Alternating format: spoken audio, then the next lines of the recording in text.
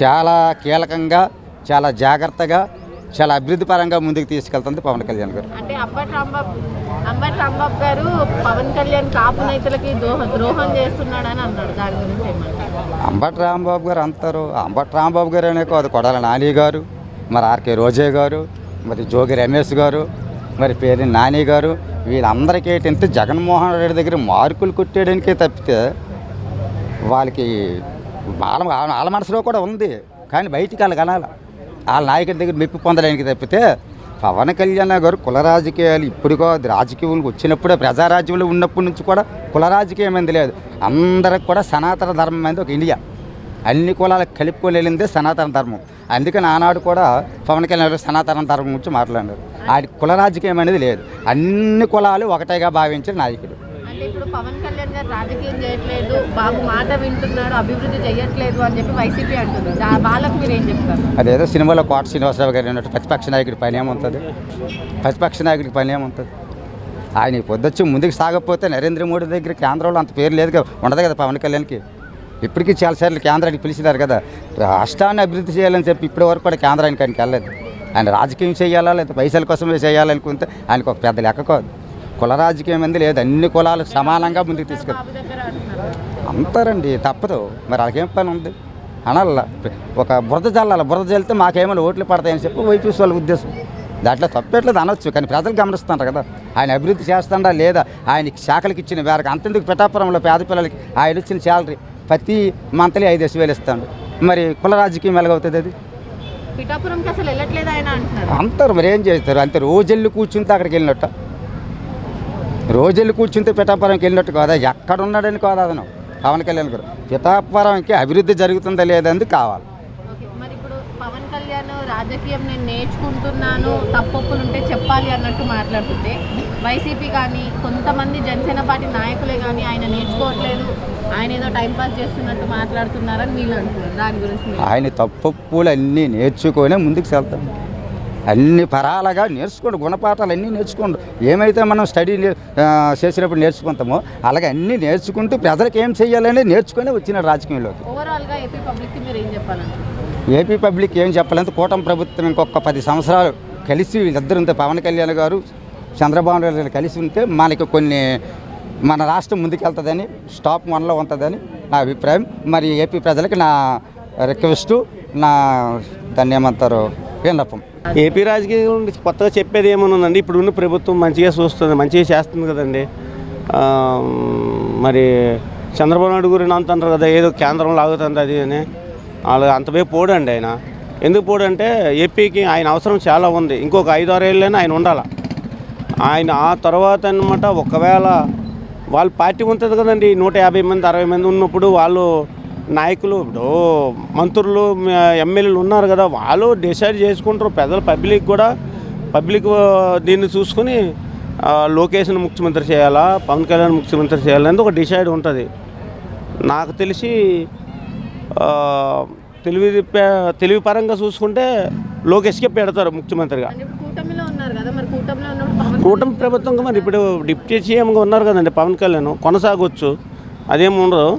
ఒకవేళ ఎవరున్నా ఒకటే, ఇద్దరు సమానం ఏమీ లేదు. నా ప్రకారం పబ్లిక్ ప్రకారం మనం ఎమ్మెల్యేలు అందరూ డిసైడ్ చేసుకునే పెడతారని నేను అనుకుంటున్నా. అవేం లేదండి, రాజకీయంలో అవి ఏం లేదండి. ఇప్పుడు ఇవన్నీ ఫిట్టింగ్లు వాళ్ళు ఏం పని లేక పెడుతున్నారు. ఏముంది వాళ్ళకి ఏమి ఆధారాలు ఏమి లేవండి. అధికార పక్షం మీద ఏవైనా నిందలు వేయాలంటే ఏమి లేవు కదా, వీళ్ళు ఏమి ఇవ్వడం లేదు. అన్ని పథకాలు ఇస్తున్నారు, అన్నీ ఇస్తున్నారు, రోడ్లు బాగు చేస్తున్నారు. అమరావతి అయితేమి, పోలవరం అయితేమి అన్నీ మామూలు చూపిస్తున్నారు కదా, అంత గ్రౌండ్కి వెళ్ళిపోతున్నారు. మనకి ఇంకా జగన్మోహన్ రెడ్డికి ఇంకేరే ఆధారాలు ఏమి ఉండవు.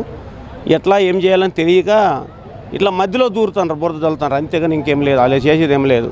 అసెంబ్లీలో కులాల గురించి మాట్లాడుతున్నారు, పవన్ కళ్యాణ్ గారు కులాల గురించి మాట్లాడుతున్నారు. పవన్ కళ్యాణ్ ఇప్పుడు వ్యక్తిని మంచివారు ఎవరైతే వాళ్ళు నమ్మాడండి. పవన్ కళ్యాణ్ చంద్రబాబు నాయుడు మీద ఆయనకు నమ్మకం ఉన్నది. చంద్రబాబు నాయుడు వల్ల ప్రజలు బాగుపడతారు, ప్రజలు మేలు జరుగుతుందని ఆయన చంద్రబాబు నాయుడు నమ్మినాడు. ఎవరు? పవన్ కళ్యాణ్. ఆయనతో ఫాలో అయితే అవుతాడండి. ఇప్పుడు వీళ్ళు మాటలే, జగన్ మాట వినాలా, జగన్తో ఫాలో అవ్వాలా? చెప్పండి. ఇప్పుడు ఎవరైనా చెప్పండి, జగన్ మాటలు ఇంతే అవుతుందా? పరిపాలన అవుతుందా? అవదు కదా. కాబట్టి చంద్రబాబు నాయుడు మాట వింటాడు. ఈయన మాట ఆయన వినాలి, ఆయన మాట ఈయన వినాలి. చంద్రబాబు నాయుడు డబ్బులు తీసుకుంటున్నాడు అని అంటున్నారు. అవన్నీ వేస్ట్ మళ్ళీ, అవన్నీ ఏం పని లేని మాటలు అవన్నీ. కానీ పేర్ని నాని కూడా బయటకు వచ్చి ఈరోజు 11 మంది కాదు మేము 10,000 మంది ఉన్నట్టు మాట్లాడారు. వీళ్ళు బయటకు వచ్చేసిన రోజు కాదండి. బయటకు వచ్చేస్తే ఇక మళ్ళీ వెళ్ళకంటూ ఉండే పొజిషన్ లేడు కదా. బయటకు వచ్చేయడం కదా, మళ్ళీ లోపలికి వెళ్ళే పొజిషన్ లేకంటే లేదు.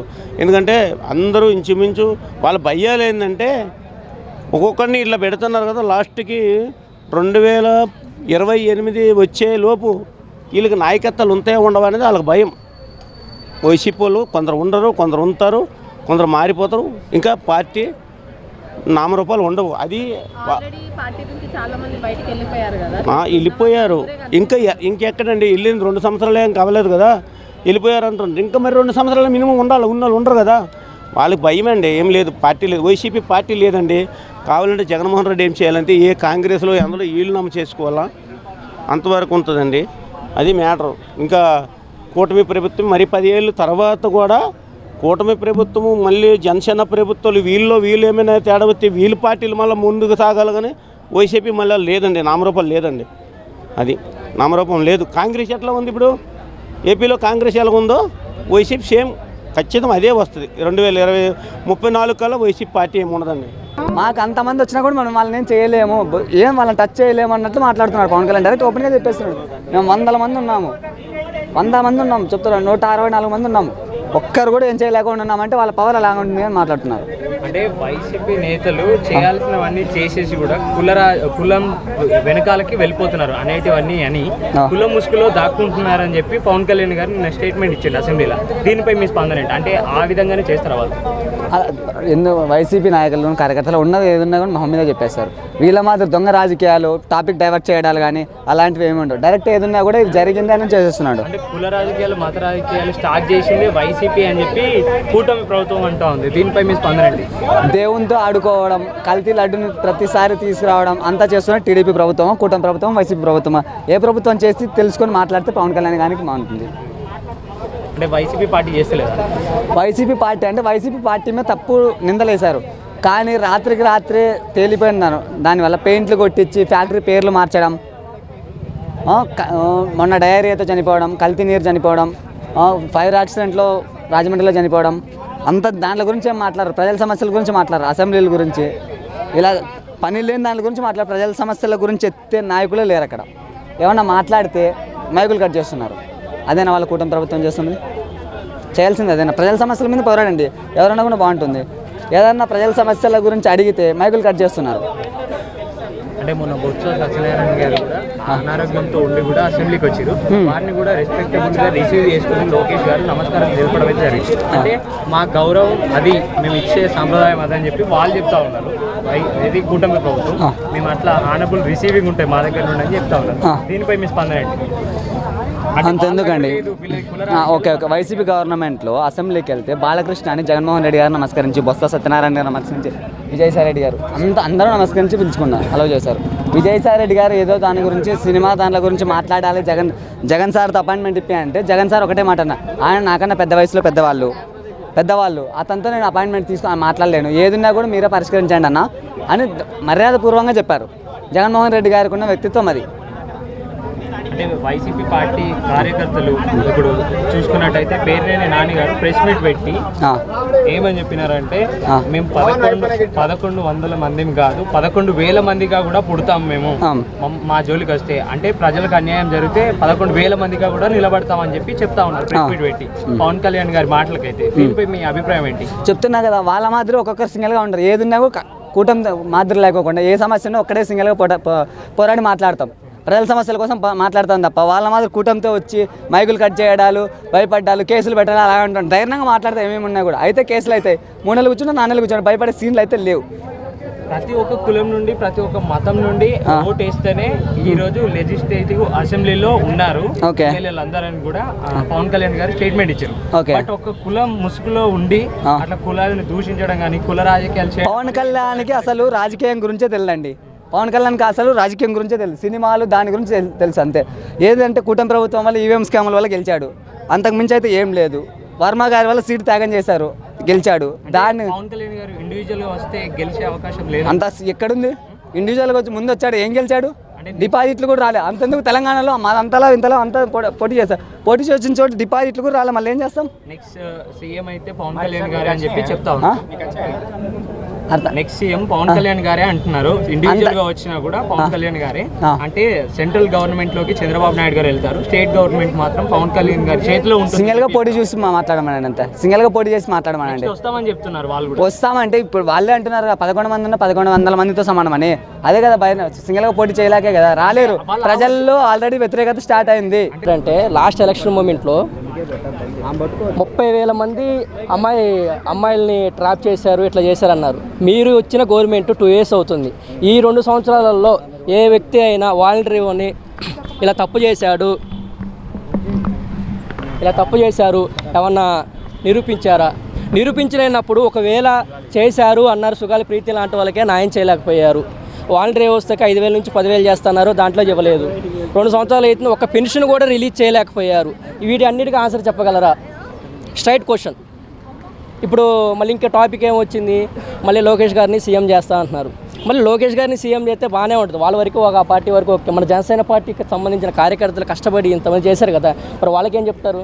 మన అజెండా ఉంటుంది కదా, ఏ పార్టీకైనా ఒక అజెండా ఉంటుంది. సంక్షేమాలనో లేదా డెవలప్మెంట్ అనో. ఇప్పుడు చంద్రబాబు నాయుడు డెవలప్మెంట్ అంటారు, రాజశేఖర రెడ్డి అంటే వెల్ఫేర్ స్కీమ్స్ అంటారు. మరి పవన్ కళ్యాణ్ గారికి అజెండా ఏంటి? ఇప్పుడు చంద్రబాబు నాయుడు గారు ఏం పెట్టారు? కొన్ని స్కీమ్స్ పెట్టారు, 6 అనేవి పెట్టారు. 6 మరి ఇప్పుడు మన పవన్ కళ్యాణ్ గారు ఏమైనా పెట్టారు? ఆయన నుంచి వచ్చిన ఒక కొత్త పథకం ఏంటి? ప్రజల నుంచి ఒక పథకం రావాలి కదా, ఆయన నుంచి ఒకటి రావాలి కదా. ఆయన ఇచ్చిన పథకం ఏంటి?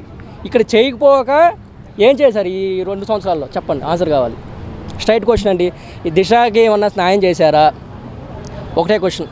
2 సుగాలి ప్రీతికి ఏం న్యాయం చేయలేదు.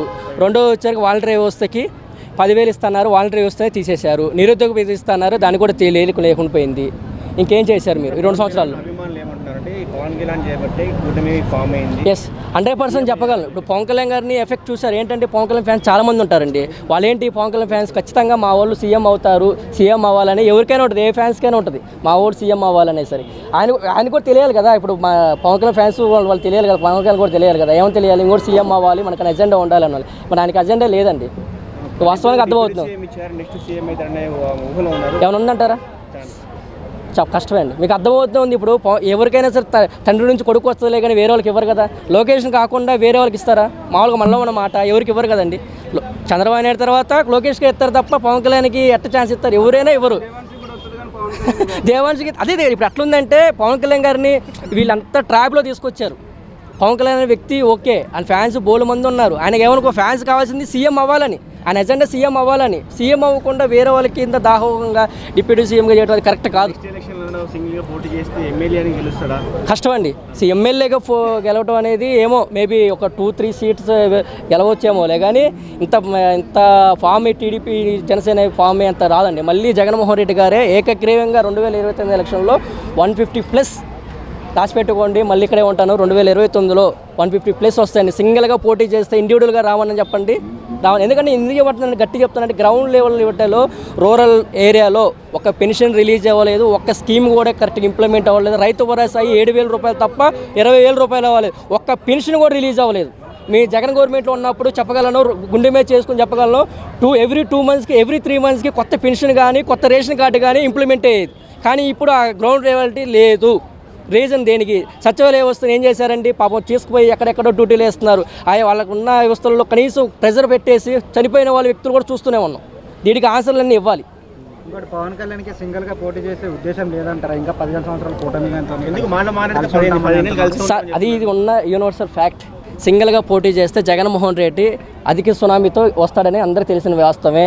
సో దానివల్ల వీళ్ళందరూ కలిసి ఉండాలని ప్రయత్నం చేస్తున్నారు. మా ఎజెండా కూడా ఒకటే, మీరు ముగ్గురు కలిసే ఉండాలి, జగన్మోహన్ రెడ్డి సింగిల్గా వచ్చి సింగిల్గా గెలవాలనేది మా ఆశ.